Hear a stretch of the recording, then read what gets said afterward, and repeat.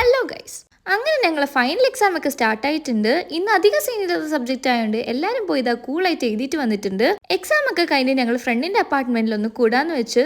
കാരണം ഇനി അങ്ങോട്ടെല്ലാം main subjects ആണ്. സോ എല്ലാവർക്കും ടെൻഷനായിട്ട് 4 വഴിക്കായിരിക്കും. അങ്ങനെ ഇതാ ഞങ്ങൾ കടയിൽ വന്നേക്കാണ് സാധനങ്ങൾ വാങ്ങാൻ വേണ്ടിയിട്ട്. ദേ ഒരുത്തി ചിക്കൻ നോക്കുന്ന നോട്ടമാണ് ഗൈസ്. ഇത് സീൻ തന്നെ. കടയിൽ പോയാൽ മെയിൻലി നോക്കുന്ന ഓഫറിന് എന്തൊക്കെ സാധനങ്ങൾ ഉണ്ടെന്നാണ്. എല്ലാ ഇന്റർനാഷണൽ സ്റ്റുഡൻസിനും റിലേറ്റ് ചെയ്യാൻ പറ്റിയ ഒരു കാര്യമാണ്. ഒരു സാധനം എടുത്തിട്ട് 100 വട്ടം ചിന്തിക്കുക അത് വേണോ വേണ്ടായോ എന്നുള്ളത്. ചിലതൊക്കെ എടുക്കും, ചിലതൊക്കെ അങ്ങനെ വെച്ചിട്ട് തിരിച്ചു തരും. അങ്ങനെ ദേ ഫൈനലി ഞങ്ങൾ ബില്ലടിക്കാൻ വന്നിട്ടുണ്ട്. ബില്ലൊക്കെ അടിച്ചു കഴിഞ്ഞപ്പോഴുള്ള കോമഡി ആയിരുന്നു ഗൈസ്. ടാപ്പ് ചെയ്യാൻ വേണ്ടിയിട്ട് അടി.